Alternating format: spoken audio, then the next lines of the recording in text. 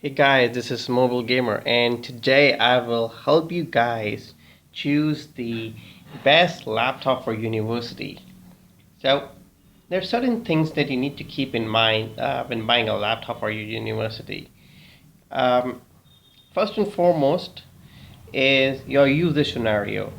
If you are planning to carry your laptop all day with you in the college, in the university, then I suggest going for a thin and light laptop, somewhere 13 inches, 12 inches, 11 inches.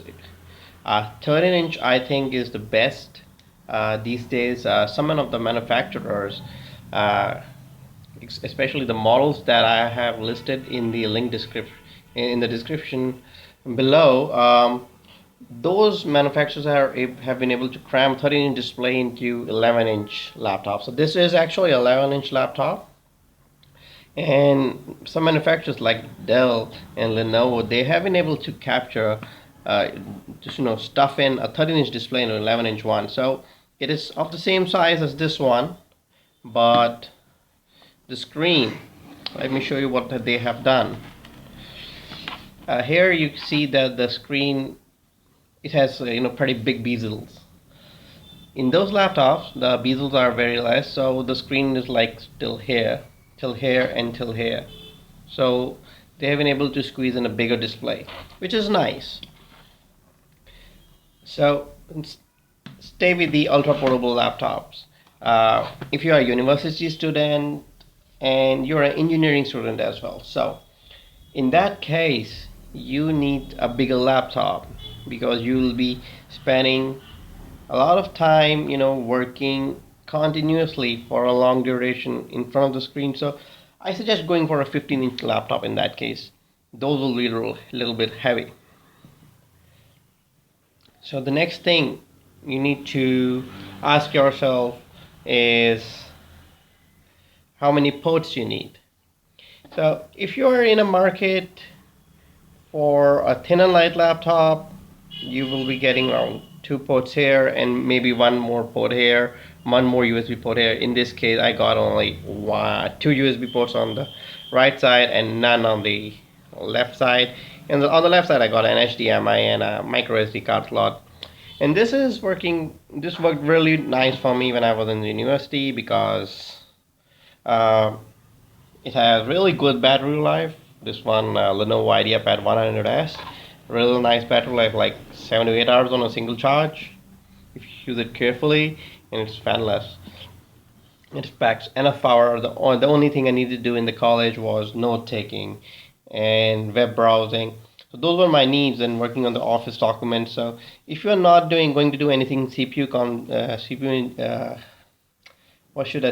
intensive, I suggest sticking with the ULV processors, ultra low voltage processors by Intel. They are really nice. They have good battery life as well.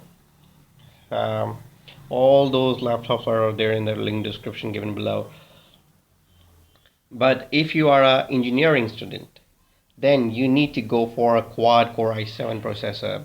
You won't be getting good battery life out of it, but that is what is required to run those specialized AutoCAD and MATLAB applications. They are really CPU intensive, and you need that horsepower under the bonnet to run those applications nicely. But for most, these laptops will do just fine.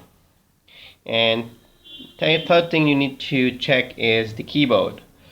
Now, make sure the keyboard is full size. This one is an 11-inch laptop and still it packs nearly full size keyboard, and it's really nice for taking notes. Always check that the right key is full size. Some of the manufacturers, Asus for instance, they use small right shift key, and it is really annoying. Also see if every key is in the right position. Sometimes the manufacturers like to play around with the customers. They put important key in some other place, and this is really a big problem if you're a touch typist like me. Third thing I really like to check out is dedicated left and right click dedicated left and right buttons. These are really important to me. I'm really not a big fan of the, you know, single. What do they call it? One touch pad, one touch multi-touch pad. It doesn't have this dedicated left and right click button, so I really like to keep in mind while checking for these laptops that they should have dedicated buttons on either sides. And one minor thing is like this laptop has a matte coating on it, so this really helps in working in the bright lit conditions. I can work in any condition. I can sit in the sun and still work on my laptop. Had this been a glossy display, I would have got, or you know uh, it would have been really difficult, in working in such bright lit conditions if it had a glossy touch screen or glossy screen. Third is something not a lot of people need, that is called touchscreen, because I uttered that word. Touchscreen, I really don't suggest unless you have good budget, because the touchscreen, some of the touchscreen laptops, they're cheap, but the ones with the good horsepower, they don't come cheap.